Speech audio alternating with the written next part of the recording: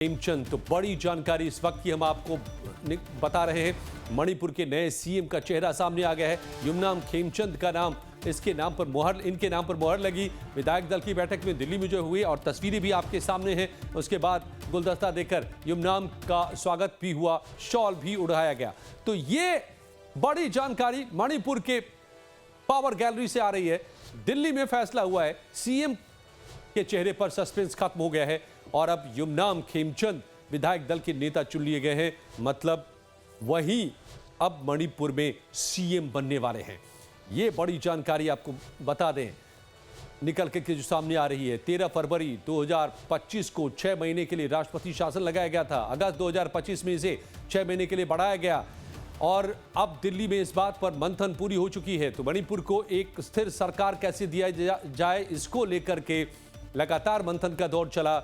जो मणिपुर के हालात हैं उसमें कौन वो चेहरा होगा जो सबको साथ लेकर चले, जो आपस में तमाम यहाँ के समुदाय हैं वो उनके बीच में जो जंग छिड़ी रहती है उस सबको कैसे साथ लाया जाए। और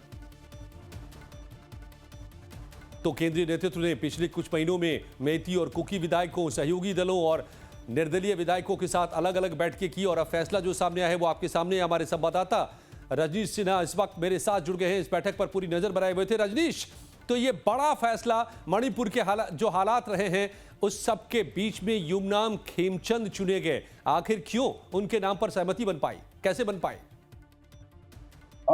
देखिए अजय, वक्त बहुत कम बचा था। राष्ट्रपति शासन के जो 6 महीने के जो मियाद बढ़ाया गया था वो भी अब 12 तारीख को खत्म होना था। और जिस तरीके से युमनाम खेमचंद का नाम आया है, ये कोई नया नाम नहीं है। इस पर पार्टी को बहुत भरोसा था।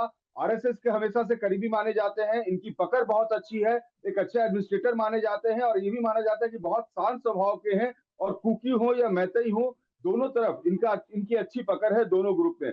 बात करें 2017 से 2022 में, देखिए जब ये विधानसभा के स्पीकर रहे उस वक्त भी इनका कार्यकाल बहुत अच्छा रहा था। और उस वक्त जो डिफेक्शन ग्रुप बना था, कांग्रेस से जो विधायक टूटे थे 6 विधायक, उनमें कुछ लोगों को फिर उनकी सदस्यता खत्म की गई थी। तो उस वक्त भी जो रोल रहा था खेमचंद का वो बहुत इंपॉर्टेंट रहा था सरकार को बचाने में, सरकार को बनाए रखने में।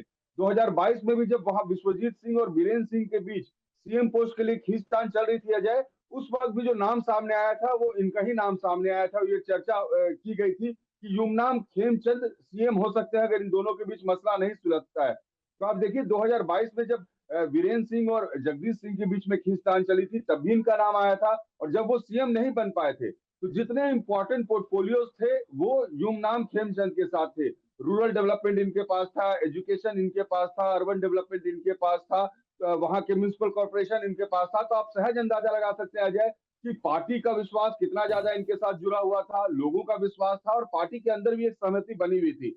अब जो विधायक दल की बैठक हुई, 1.5 घंटे तक ये बैठक हुई, यहाँ से पर्यवेक्षक गए हुए थे, लेकिन वहां पर जो चर्चा थी इनके नाम पर चर्चा सबसे ज्यादा हुई थी। और दिल्ली में जो नेता बुलाए भी गए थे उन नेताओं में खेमचंद का नाम था। यानी अगर बीरेन्द्र सिंह बुलाए गए थे, खेमचंद बुलाए गए थे, जो मणिपुर की प्रदेश अध्यक्ष है वो बुलाई गई थी।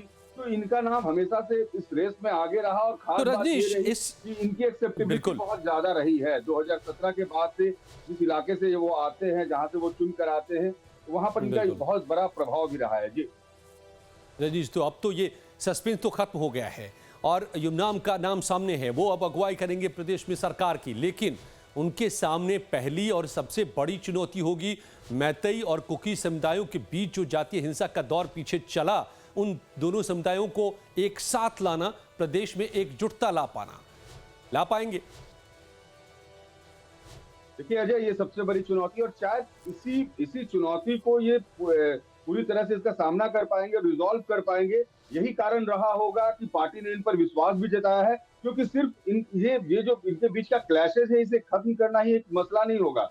2027 में मणिपुर चुनाव के लिए जा रहा है, तो 2027 में अगर चुनाव होने हैं वहां पर तो उसके लिए भी इन्हें एक बड़ी तैयारी, एक बड़ी पृष्ठभूमि बनानी होगी। क्योंकि बीजेपी वहां पर एक बहुत बड़ी पार्टी बनकर आई थी 2022 में। 38 विधायक थे, साथ में जिस तरीके का वहां इनको लोकल 2 पार्टी का सपोर्ट था, 3 इंडिपेंडेंट का सपोर्ट। तो आप सहज अंदाजा लगा सकते हैं कि वहां जो इस वक्त ताकत है, 38 वो और दो छोटी पार्टियां, उनके पास 5 और 6 विधायक और 3 इधर, तो 37, 3, 40 और 51, 50 से ज्यादा विधायक इनके पास अभी हैं। तो इन सबको साथ लेकर चलना, इनकी सबकी सहभागिता बनाए रखना, मैतई और कुकी दोनों ग्रुप के बीच जो क्लैशेस चला, उनके बीच एक शांति स्थापित हो और अगले साल जब मणिपुर में चुनाव हो तो बीजेपी कितनी बिल्कुल। मजबूती से वहां पर उतरे और कोई एंटी इनकम्बेंसी फैक्टर नहीं हो, क्योंकि देखिए बीच में एक साल राष्ट्रपति शासन रहा है। तो अब बीजेपी को बहुत काम करना पड़ेगा, युमनाम खेमचंद को खास करके बहुत काम करना पड़ेगा, क्योंकि आने वाले एक साल में उन्हें मणिपुर का एक नया चेहरा पूरे देश को दिखाना पड़ेगा और मणिपुर के लोगों को ये विश्वास में उन्हें लाना पड़ेगा, दोनों ग्रुप के लोगों को, कुकी हो चाहे मैतई हो, कि हम आप साथ में मिलकर मणिपुर का विकास करेंगे। तो ये बहुत बड़ी जिम्मेदारी है, ये इतना साफ तौर आसान पे। नहीं होगा, ये कांटों का ताज इसे आप कह सकते हैं अजय, क्योंकि इसमें चुनौतियां ही चुनौतियां हैं। आपको लोकल जो इश्यूज हैं वो सॉल्व करना है, अगले साल आप चुनाव में जा रहे हैं वहां पर। लेकिन हाँ, ये एक बड़ी बात है कि ये जो पूरा क्लैश चला और एक साल तक, अब देखिए जो तस्वीरें भी सामने आ रही है किस तरह से वीरेंद्र सिंह हो और वहां के जो भी बड़े लीडर हैं वो सब गले लगाकर इनका बिल्कुल स्वागत कर रहे हैं। और खैर बीजेपी की परिपाटी भी रही है कि जब एक बार को नेता चुन लिया जाता है, ये हमने पिछले कई राज्यों में देखा है, तो उसके बाद पूरी पार्टी उनका जमकर स्वागत बिल्कुल करती है। बिल्कुल तो रजनीश, जिस तो ये तरीके से इनका आपने जो स्वागत कहा हो रहा एक है, आखिरी बात है ये, और सबसे अहम बात है कि ताज तो मिल गया है युमनाम खेमचंद को, लेकिन ये कांटों भरा ताज है, चुनौतियां उनके सामने पहाड़ सी हैं। देखना होगा कैसे इन चुनौतियों से पार पाते हैं युमनाम खेमचंद। लेकिन बड़ी खबर, मणिपुर के सीएम बनेंगे युमनाम खेमचंद। धन्यवाद रजनीश आपका पूरी जानकारी के लिए।